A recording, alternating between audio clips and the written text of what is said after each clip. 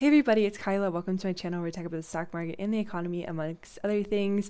Today we have Ben Wheeler back. We're going to talk about Elon Musk buying Twitter and what that means for content moderation, talking a lot about misinformation and disinformation and how content moderation is really important, especially if you want to explore the concept of what free speech really means. We're going to talk about his plan to monetize Twitter, what it really means to pay for a blue check mark, and as well as get into some of the financing aspects of the deal and really just dive deep into what the heck is going on. So hopefully you enjoy the podcast. Hey Ben. Hey Kyla, thanks for having me. Yeah, thanks Always for glad to be here. Yeah, I texted you last night and I was like, you want to talk about Elon Musk? And you're like, Yeah, sure. absolutely. Yeah. Always down to talk about Elon Musk. This Yeah. Twitter thing he's gotten himself into seems like it's gonna be quite the mess. So I think we should talk about the timeline and then sort of what's going on behind the scenes or what seems to be going on behind the scenes. But then I also think like you've been doing a lot of work on misinformation. So I want you to talk Yeah. about that. Like this word that I came up with is Musk information, which doesn't actually have the same ring to it that I thought it would. Like misinformation, but Musk information. But maybe drop the information, just Musk information. Ooh, okay. I think it rings better than Musk information. Yeah. Yeah, this has been going on since April. Like, I remember writing about this in April. Then on Friday, the deal was finalized. And it's sort of funny because he was trying to get out of it, it seemed, right? He paid $44 billion and he got financing for it. But Twitter would be worth way less because of what's happening in the market. So he really technically overpaid for the product. Yeah. So it seemed like Twitter didn't want to do it at first, right? Yeah. And then they flipped sides where Mhm. Elon didn't want to do it, but then Twitter forced it. Yeah. Why did they go through for it? Did they have a legally, did they have a responsibility to go through with the sale? Matt Levine has been doing a lot of research, or a lot of research, a lot of writing around this. And one thing that he talked about was the shareholder value. So the CEO of Twitter, Parag, had a responsibility to shareholders to get them a really good deal on Twitter, right? And take care of them. Somebody coming in and buying them at a pretty high market cap is a pretty good deal. So for them, it was kind of like, okay, we're going to deliver a good deal to our shareholders, even though the outcome might not be good for the Right. general public, Yeah. but it's good for the shareholders. So I think that's kind of what Twitter fell into. This is just a theory I have. I'd be curious if you feel similar, but I think they were just annoyed with him. And they were like, okay, buy it. Like, come over here and buy it. I guess it's kind of like if you own, you own your mortal enemy, but at the same Yeah. time, you also owned yourself. For Elon, there's a lot of legal skirting. So with the whole deal, like he was doing stuff that really he shouldn't have been doing. And a court of law would have made that very clear, and the court of law Right. did make it clear that he had to buy the company eventually. It's interesting because I don't know how this went through, like illegally. It just feels very fuzzy legally. I mean, is like, do you mean like antitrust wise? Or Yeah, a little bit. Like Bezos owns the Washington Post, but Twitter is such a town square. And I know we talked about this before, and you're like, not a lot of people are on Twitter, but I feel like it is a town square to a certain degree where you do have information dissemination. This is like a key way that news gets out into the world, in my opinion. Having one guy be like, it's mine now, just feels strange. I think legally it's probably fine. I don't think it's antitrust, but you're Yeah. right. Is it if it is the town? I don't know. I've been trying to stay away from it because I'm like, Yeah. I just want to like consume it like a Netflix series, like at the end of the week. And I've realized already missed so much that like I think I'm fully caught up, but it seems it just keeps coming and Mhm. coming. And every tweet of his is also news. It's quite a bit. He bought the company on Friday and then he takes over. He brings a sink into the room. Do you know why he brought a sink? It was, to my understanding, was that the joke was that I've bought Twitter, let that sink in. But I was Oh. like, if that's the case, that's stupid. He does tell a lot of dumb jokes, so I think that could be it, right? Because like let the sink in, like he's being let in. I was taking it from like a really meta angle, and I was like, oh, it's because he's merging it with the X company that he has, X Holdings. It's gonna be everything in the kitchen sink now. Like that's what I thought. It Maybe was. you're right. Anyway, he brings a sink into the headquarters and then he Yes. fires the CEO. He fires, I think, one of their top lawyers. And then he also dissolves the board of directors. And so he's the sole head of the company now. I think also what was interesting is he has made it really okay, like I'm going to have this be a place for free speech. And then now Right. he's like, oh, there's going to be a content moderation council. And it's interesting, like the people that are in the room with him are like the all in podcast guys and a couple of VCs. And it's like, Yeah. what? Oh God. Oh um, God. Do we know so who's fully on the council yet? Is it just the VC people? Or I'm not sure. I think they're helping him like with the direction, but Twitter's, I think his Yoel is how you say his name, Yoel Roth. He's Twitter's head of safety and integrity. He was like, there's all these, we have taken down these accounts that are tweeting slurs. So they're going to have a content moderation council. I don't know who's going to be on it, but like they're already having this free for all. And also 50,000 slurs were tweeted and it came from 300 accounts. So it's going to be like that sort of situation where you have, you know, like probably not nice people choosing Twitter as a place for them to just be awful humans. They said the slurs increased by 500% once he bought it, which is, I mean, the policies haven't changed. It's just people are feeling emboldened. And then in terms of monetization, but he says that he's going to make blue checks pay $20 a month to maintain that verification. And then he's also talking about bringing back Vine. And everyone is like the blue check is not meant to be a status symbol. It's supposed to be like, okay, you know, this person is safe. Turning that into monetization, it just doesn't make a whole lot of sense. So that's kind of like everything that's going on. He's also planning to lay off 25% of the staff, and he dissolved the board of directors, like I said. So that's everything that's happened in the past like 4 days. It seems like he's desperately trying to turn a profit on this fast. I don't think it's possible. Twitter's unprofitable for a wide variety of reasons, but like it's political. Right. And I mean, this is the same guy who was having crocodile tears about how he apparently couldn't afford SpaceX funding Ukraine's internet, right? So, I mean, now he's, you know, this mastermind's going to turn a profit. I don't know. We'll see. I'm very skeptical of it. I do genuinely believe he will give up within 2 years. I don't think he'll sell. I just think, I don't know what Elon giving up on Twitter means, but I think his level of caring goes away. You could take it public again, maybe. Yeah. Throw the bag out there. Yeah. What is his end game here? What does Elon Musk get out of this? He now owns... Yeah. It'd be like me buying like my local Nof Nof, right? Like I love shawarma, but now I have to run the store. And that sucks, right? I would just rather be the customer, right? I think he crossed the line of like, this is a product I like, so let me buy it, and now you have to deal with it. There was a tweet that said tech companies don't do things because they're easy. They do things because they thought they were easy. So I think he maybe got into that sort of situation. And I think for him, like, everything is a joke. Like, he is untouchable. He's Teflon. Nothing happens when he does things that other people would like go to jail for, you know, like tweeting 420, taking Tesla private. That's a huge deal. But for him, like, I also think, like, to your point about like what is his actual plan, there's been a lot of discussion about, you know, this blue check stuff that he's doing where he doesn't understand the users are not customers, right? Like, they are the platform. So you have to almost have advertising dollars in order for it to even be something useful. Going back 2 sentences earlier, I think Musk. Oh boy.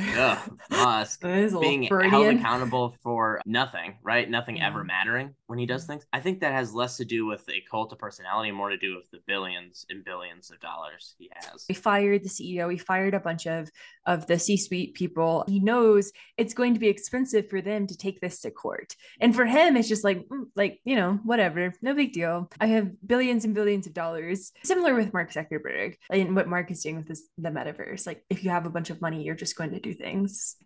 So yeah, the metaverse is I have so much to say about it. We can't get into it. Absolutely not. Yeah. No, that we can talk about that another time. That would be like just us sitting here just crying. Honestly, we should just go and do an episode from the metaverse. No, I don't know if this is true or not. And like, you might actually have more insight, but there was speculation that he's kind of tight with China and Russia. And also Saudi Arabia is a huge financer of this deal that he did. So what do you think about that from just a geopolitical perspective? Like, that seems not good, right? So I can't exactly comment on what his direct ties are. I do know that after he tweeted the "what if we just gave Taiwan the China" thing, he got tax breaks in China. I believe this is a news story. You may have to verify it in editing, but I'm pretty sure this is a story I saw. So we got the tax breaks. As for the whole Russia stuff, I have no idea what's going on there. There was the belief that maybe he could be compromised, but I was like, I don't know, you're the richest man on the planet. And I mean, just say it, right? So I don't think that's the case either. I think there was a newsletter that really hit the nail on the head. The name's missing me, but it's basically people and tech people, when they look at geopolitics and diplomacy in the same way they look at their line of work, they just come up with disastrous solutions. Business is a very clear solution to things, and tech is a very clear solution to things, and diplomacy is not, right? Like, if you're looking at it, it's just like, okay, let's just give Donbass to Russia and have Russia have Crimea, and then the war is over. No, they belong to Ukraine, right? And Russia may have held them for the past 8 years, but it's still Ukraine. Diplomacy's I don't want to say it's motivated by emotion, but it's much more motivated by principles, right? And it's the principle of it. So I don't know if he's tight with Russia. I know there's something going on with China, right? We all know that. But the Saudi Arabia connection is also weird. But they're like trying to get their claws into every aspect of American society with a pretty broad scope, right? So you have the weird Trump connection with Khashoggi, and then Jared Kushner getting the $2 billion investment from the Sovereign Wealth Fund, or Sovereign, whatever it is. So they got the $2 billion from there, and then they also have this golf tour they're trying to start. Which is a nightmare, and also nothing short of just trying to change Americans' images of them. And this is all coming while we have this whole OPEC fight that Saudi Arabia is squarely behind. It's very weird to see how tied in some of the wealthier Americans we have are with them. That's a bit startling too, I'd say. I believe there was a whistleblower that suggested that Saudi, at some level, was able to access DMs of users of dissidents. If that is true, and if they continue to do that, or they continue to suppress speech, then we have a true crisis on our hands, right? And we haven't noticed that level of suppression or anything like that with China and TikTok, despite ByteDance has made a very concerted effort to separate themselves from the CCP, or at least the strong hand of it. But as with Saudi, it seems as though the crown prince wants access. Everyone will give him access to what he wants. And you could have a national security crisis on your hands. So that's actually an interesting parallel. So people get really up in arms about China and TikTok. Like, people tell me all the time, I'm not going to watch your TikToks because I don't want China having my data. Do you think it would be like similar with Twitter and Saudi Arabia? They're just financing. So I can't imagine they're going to be like in the room making decisions, but yeah, it's still an American company. So I don't know. Yeah. Although I would say, I mean, China already has your data anyway, so just download the app. Don't trust me when people say that. I'm like, they you already have it. But I think, like, also to the Elon point, there's like international consequences to what he has to figure out, right? Like the EU tweeted at him and they were like, hey guy, under the Digital Services Act, I think it is, you're going to have to be really careful about how you do this if you want, European people to use it. So he wants to go this free speech absolutism route over under 2 years before Twitter is banned in the EU. Or maybe not banned, but heavily not suppressed. Like, what's the word for discouraged? Well, I mean, I think there's two paths there. It all depends on advertisers. Like, that's the thing. So it depends on how Elon wants to monetize this thing, because I could see him deciding that, like, okay, I want to have this be a free speech place. I don't think free speech means what we think it means. So we have this one situation where it becomes a free speech platform. I do think Europe would be like, absolutely not. But then we have the other situation where Elon doesn't really manifest that free speech stuff because he has to maybe figure out advertiser dollars. But then he also has, funders. He has people backing him who want to see a return one day. So I think, like, A16Z is in there. I think Sequoia is in there. So I don't know if they're going to want to be associated with, presumably it'd be like, it would be horrible stuff that the free speechism would create.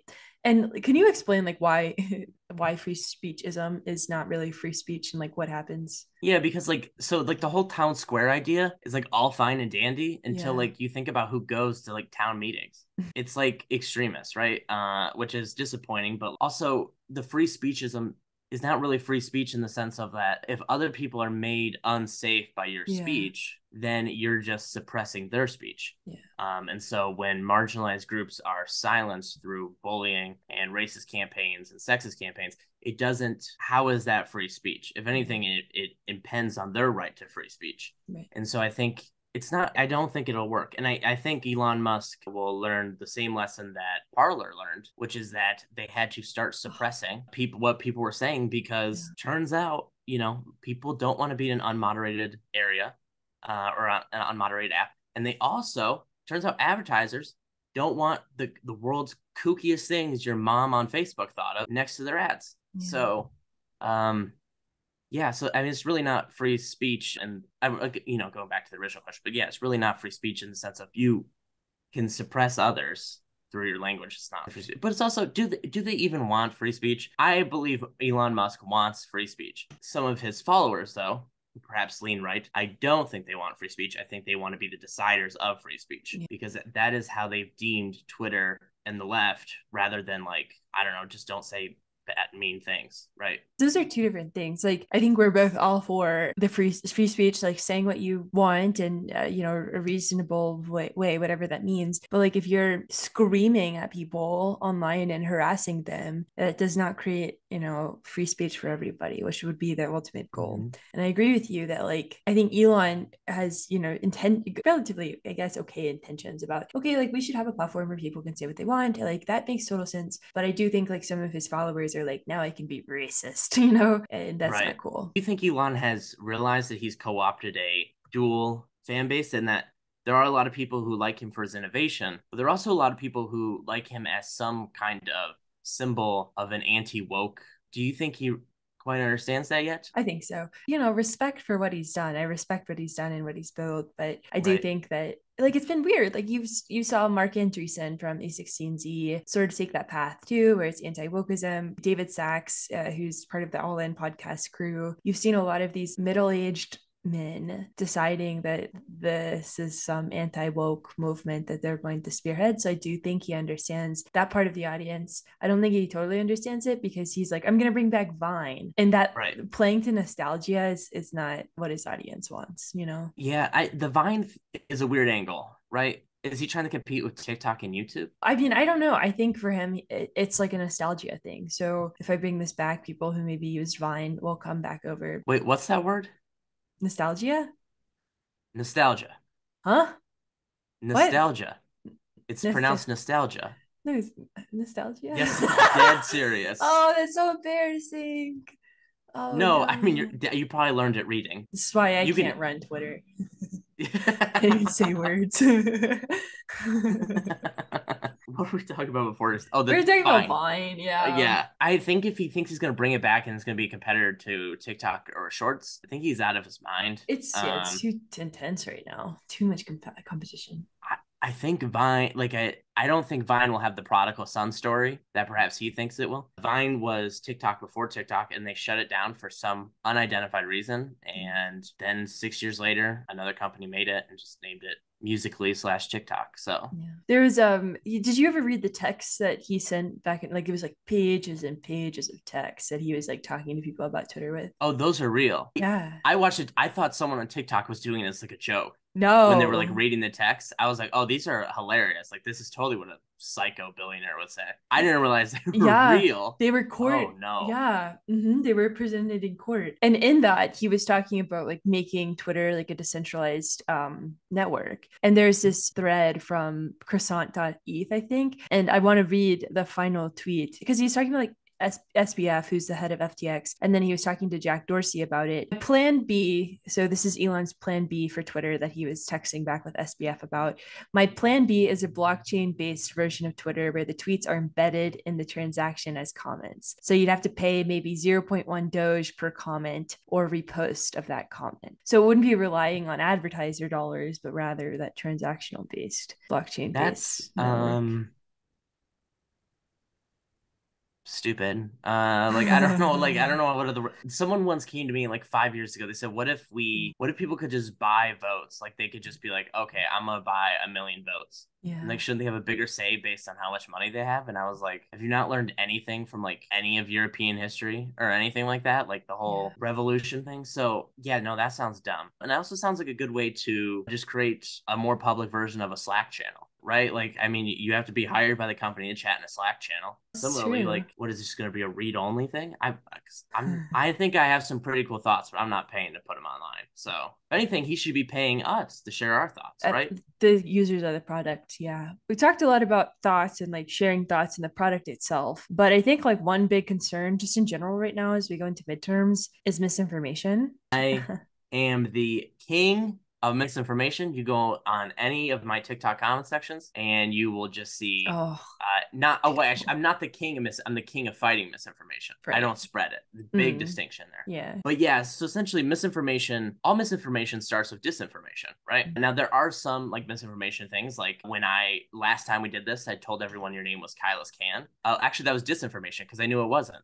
So, so good. Teased about that. Right, right. But every time someone repeats it, it's misinformation. Misinformation on Twitter already spreads very fast because of the retweet tool, right? And the retweet is I think, a very unique tool in the sense of everyone already has a very tight social media bubble.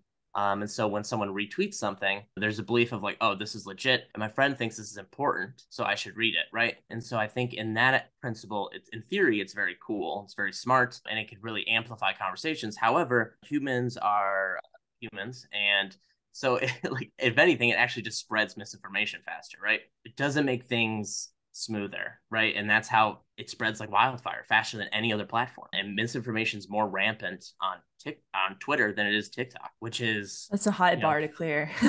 High bar to clear. Yeah. And so if Musk says he's going to make Twitter a free-for-all, he's going to create not just a problem for our democracy, he's also going to create a problem for himself, right? This new verification plan hurts one of the most passive ways of combating disinformation and misinformation, because in a way it just tells people this is who this person is. Stephen King, you sent this to me this morning. Stephen King was like, I'm not going to do this. I'm not going to pay $20 a month. And Elon was like, we have to pay the bill somehow, maybe $8. So it's not even that well thought out, you know? So, but going back to your point, like it's not even a good way to like verify and yeah, sorry, I just wanted to say it. Like, it's not very thought out.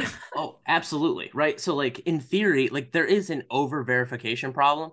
There are some people I'm just like, who are you? And why do you have a check mark? Right. But for others, like it is important to distinguish between the New York Times, OAN, or the Santa Monica Observer, Elon's favorite, and a random person. Right. And so I think the check mark helps do that. And especially because 53% of Twitter users use it for news. That's more than any other platform. If you go the route of making people pay to seem legitimate, you're just going to result in more disinformation and misinformation. People aren't going to get what they need out of the platform. And it became abundantly clear that perhaps Elon doesn't understand the point of the check mark. Use it more as a status symbol rather than a verification symbol. Right, like these people are real. And it also helps when looking at like foreign media, because if you're not from a country, it's kind of hard to know what's real and what's not. And it's not even like if you speak the language thing. I don't know if you've ever had the shameful opportunity of having to distinguish what UK paper is real and what isn't, all named basically the same thing. It's hard to know what's a paper of record and what's not, but the verification tools do help in terms of distinguishing that. And so it helps with the information flow, but if he gets rid of it, it's meh. Right. And then the town square idea also helps permeate this misinformation, disinformation thing, because you're giving everyone an equal voice, which in principle sounds nice. But when they're bad actors, it's not great. People can use it to spread harmful conspiracy theories. It really helps co-opt campaigns that are against the American public. One of Twitter's core problems is that, core problems under Musk's idea of free speech absolutism is the idea of that people aren't acting in bad faith. And that is not true. As we saw, I don't know if you remember, we were in high school, but remember when ISIS was recruiting like teenagers to go fight on Twitter and everything like that? Twitter, that was like the first social media campaign of like disinformation and bad actors. From there, you had Brexit and then COVID and then the election denial. These are all campaigns that some way or another were started by a real group, but then co-opted by foreign governments and foreign groups. And when you are not combating that, you sow disunity and you sow distrust among the electorate and also among the public. And Elon Musk does not have a legal responsibility to anybody. However, you do have to think, at some level, you do have responsibility to your country. The idea of giving the Russian government, the Chinese government, an equal voice in Western society is misguided, because disinformation only really harms democracies and societies with free flows of information. Disinformation, say in China or Russia, does not have the same impact because they can suppress whatever they want, right? And there is a control on the information being moved around. When we view what they're saying as equal speech, it definitely harms our democracy. And that's also why Twitter went through and was banning Russian propaganda outlets, and they're also just labeling them as Russian state media, because when they're given an equal voice, there's no blowback, right? If I say something bad, then I face consequences here, but I also got to say it. Similarly, if Russia says something bad on our platform, nothing happens in Russia. He needs to keep the information moderation in place, if not raise it, the bar. And I know that a lot of people on the right complain that it stifles free speech, but that is a whole other topic. But a lot of times if you are on the losing side of an argument, there's a lot of copium going around where you just make up your own reality. But something needs to happen. This free speech absolutism, all it does is help authoritarian actors undermine the democratic West. And it's not great. I also think the Paul Pelosi thing with Musk is really reveals quite a bit, right? Because as I said, all disinformation, all misinformation begins with disinformation. That was flagrant disinformation designed to distract from the real reasons that the attacker attacked Nancy Pelosi's husband, right? There needs to be a level of moderation. And if people really wanted an unmoderated space with rampant misinformation, disinformation, they just go on 4chan. There's a reason people don't go there. So your advice would be moderate. My advice would be moderate. All right, everybody. Thank you so much for spending time with us. Thank you so much for hanging out. I'll be back this week. So go ahead and hit that subscribe button and I will talk to you all so soon. Go ahead and leave your thoughts, comments, questions below. I'm sure you have lots of thoughts on this situation. And I will see you all soon.